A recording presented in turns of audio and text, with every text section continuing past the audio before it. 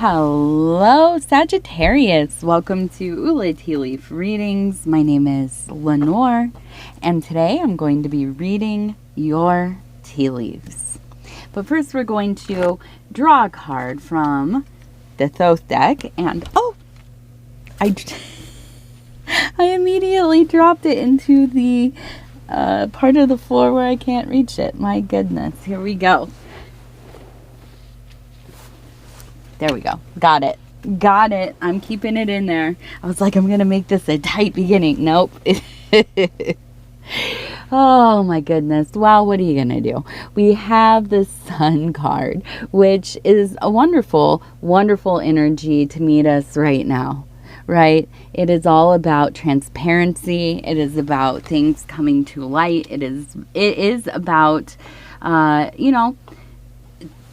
there being nowhere for secrets to hide. And that's really the feeling that I get here. It's like a spotlight being, shown upon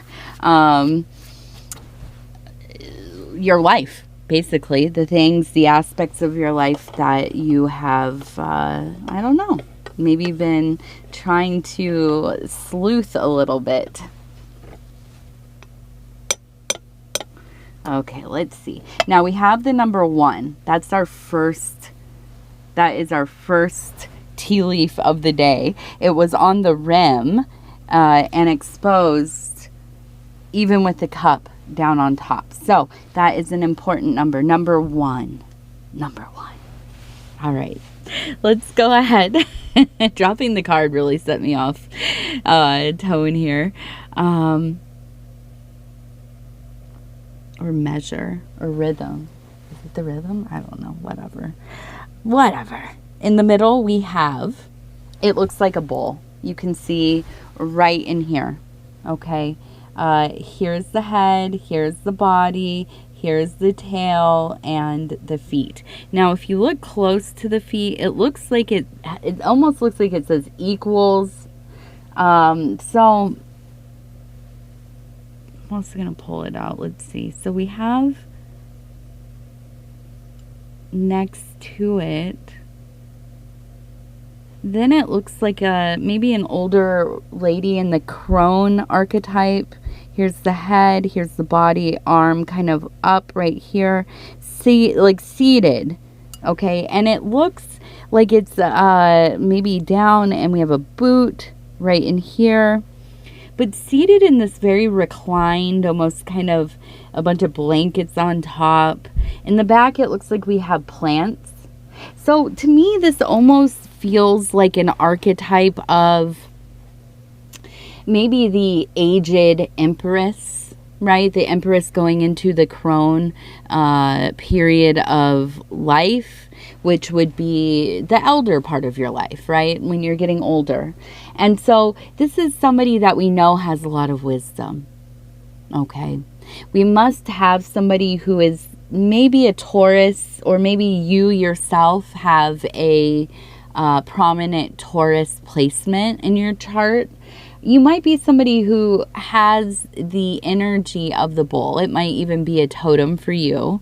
But I do feel like these two things really come together. So we have this very earthy bull energy met with a high note of fire, right?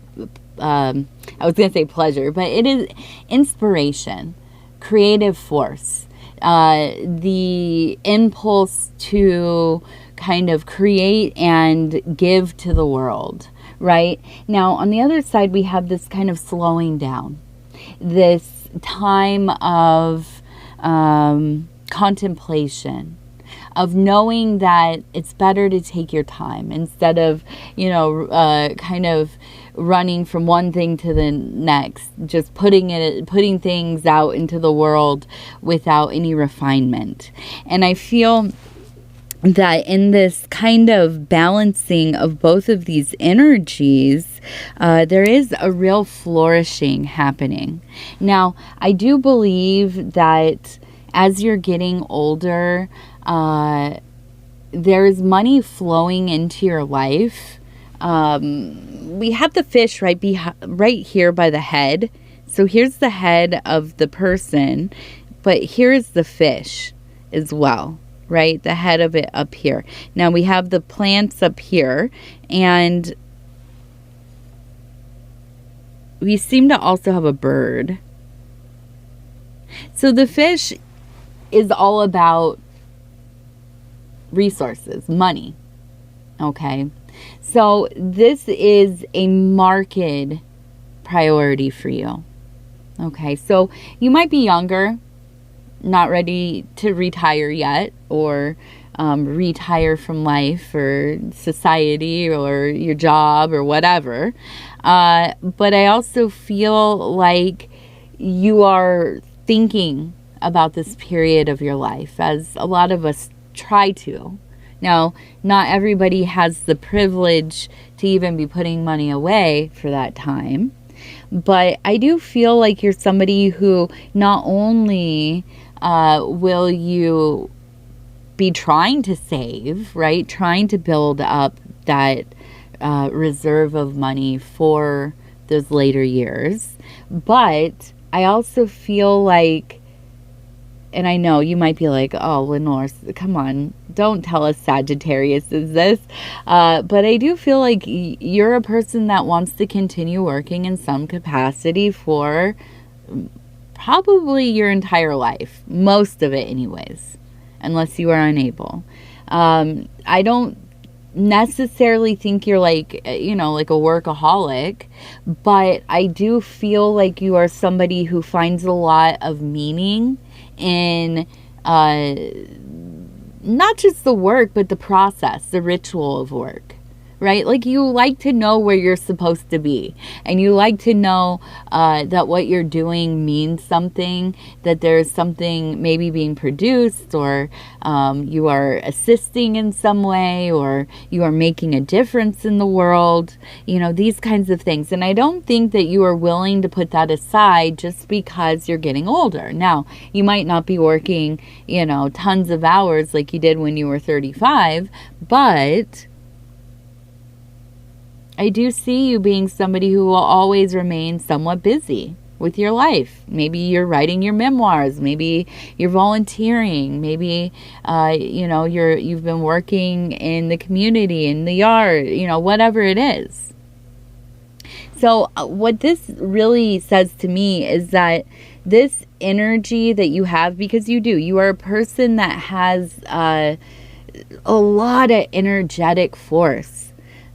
If you don't do these things, right, where, you might slow down, but you also have to stay busy. You also have to continue to have like projects and stuff. You also, if you're younger, like I was saying, and you are planning for the future, you are living your life in a way that aligns for that future. Okay, you are doing things that will prepare you for those later years in life. Now, I'm not saying it's going to be your saving grace, but I'm talking about doing things like, I don't know, learning how to play pinochle so you have something to do when you're, my little bit that I've locked in with this last year and a half or so for my future is mobility. Being able to get off the floor. I practice it a lot. I know it sounds wild, but I really do. I think it's super important, and I want it to be like super muscle memory, that I have all the different ways that I can get up if I need to, and that I stay in my ability to do so. But there's so many different ways that we can prepare for those later days. Now, does it all work or help? I don't know. I would think so. I hope so. But I do see you in this place where you are flourishing. If it's about the outcome of the thing or where you end up, or if it is about enjoying the journey, I think probably both. Okay. Now, we have over here, it looks like the letters WY, right down here, WY.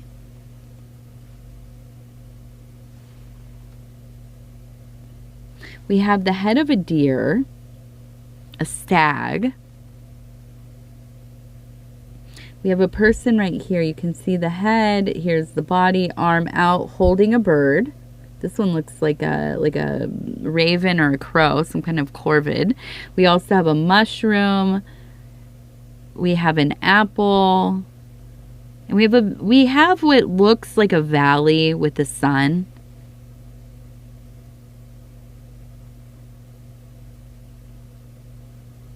And we have two people right here embracing. I feel like maybe there has been a rising in your mood.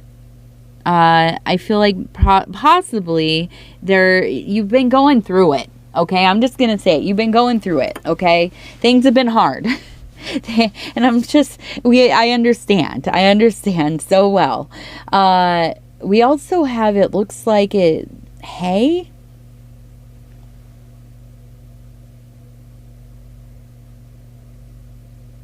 Or Beck. It looked like Becky.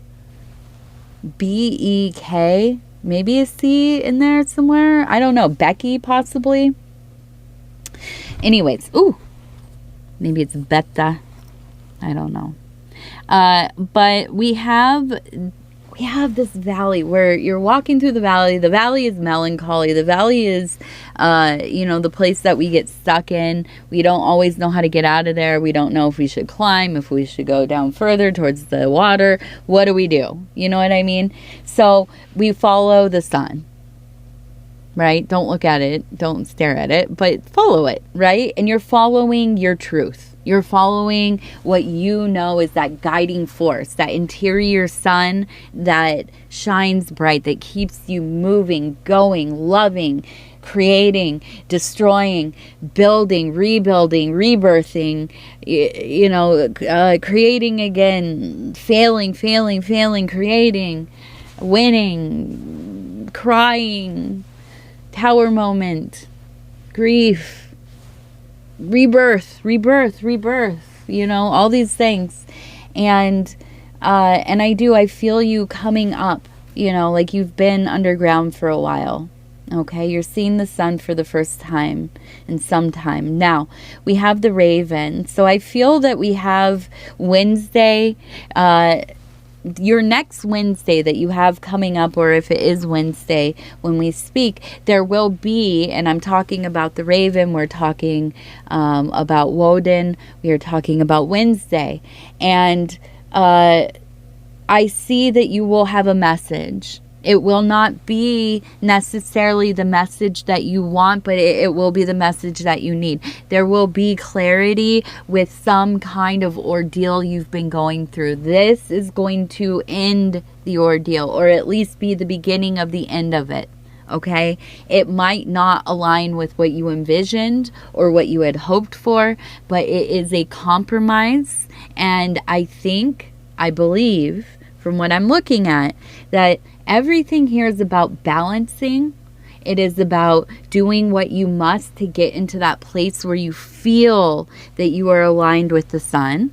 You are living in your truth. You are living in your honesty. I don't care about the outside world. I'm talking about you being honest with you. Not being honest with anybody else. I don't care about that. If you are, great, wonderful. If not, whatever. That's not what we're talking about. We're talking about you being honest with you. Okay, so you are in that place. Now, we have the sacred stag that we saw, right? So I do feel that this is all priming you for an experience that is going to maybe be very life-altering. I don't think it's going to be a negative one, but I think it's not just like one moment, like one revelation. This is a softening. I almost wonder if like your first grandkid is coming or something, because it really feels like all of a sudden you're tapping into this part of yourself where you can be very loving, very soft. And that's something that I don't think that you're super comfortable with, but I feel you learning to be comfortable with it. And with that energy of the crow, the raven, Woden, Wednesday, magic. This is a trickster a little bit, but also pretty fair, and also giving of self. Now remember, he hung upon the tree of life. He gave of himself to receive the knowledge, to ascend, right? Not unlike, the story, one of the stories of Buddha, finding that middle way, right? There's that idea of when you string an instrument, if it slacks, then it will not play. There's no ability to pluck it, for it to have that tension to vibrate. But if you string it too tight, then it will snap. So you have to find that middle way. And I think that's what this life moment is about for you. Now, with that energy again of Wednesday, it might not always come out as, here's the deal with you. I don't feel like you are like an overtly spiritual person in the way that like you wear it as like a costume.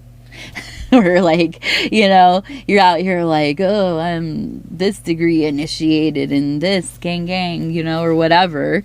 I don't feel like you're a person that most people, if they met you, they'd think you were just, pretty regular, I would think. Besides that you're, obviously very smart, very creative, gorgeous, beautiful. A specimen, if you will. But I feel like you have this ability to be informal. You bring this high wisdom into, I'm not going to say it's lower places or, like in the occult, they like to call it the profane, the unseen ones, or whatever. It's all just divisive. Although I do use it sometimes, but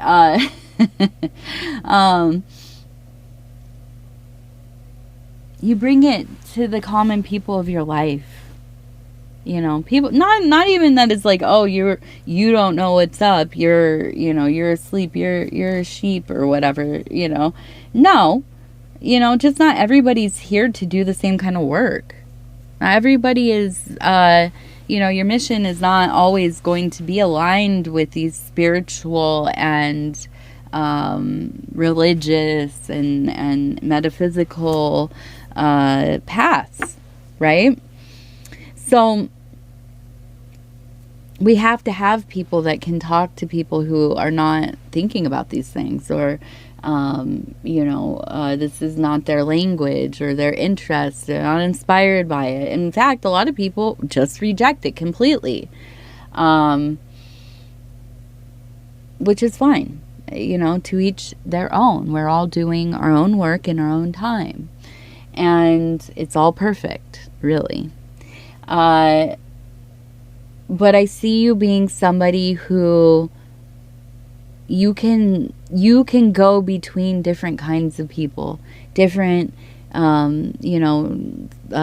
backgrounds, different socioeconomic or education level, or niche interests, or whatever it is. You're a person that can relate to just about anybody, or at least some people, most people.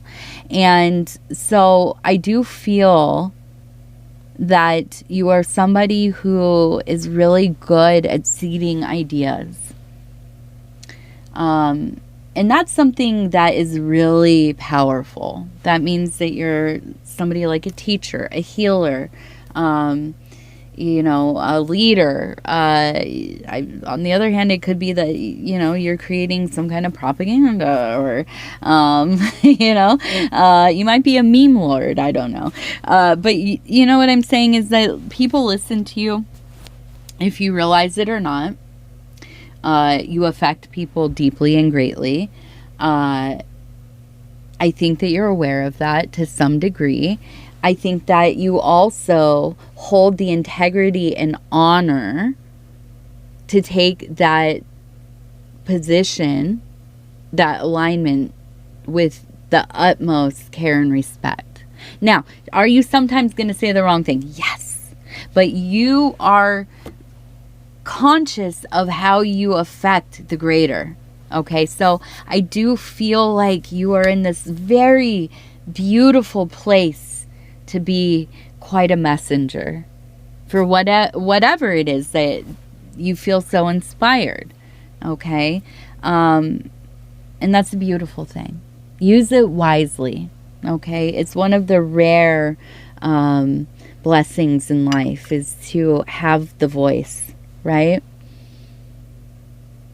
Now, we also have the letters T-R. Also, I just want to say, and the number 510. And I just want to say, also with our Sun Valley, it also looks like a mammary, or the monad. So this is mother. Not that the monad is necessarily a feminine, but the mammary, right? This is mother. This is, I really feel like a calling to check up with your mother figure, or somebody who has, maybe you have been a mother too, but it feels like more like somebody who you consider like a mother, or a mother, your mother. I think that you should check. Just, not that anything's wrong, but I'm feeling like there's a sense of being kind of lonely. That's the big thing here. It feels like there's maybe a little loneliness. Okay, now we're going to come over here, take a look. We have something about a river. This feels like a memory, maybe. We have the number 56.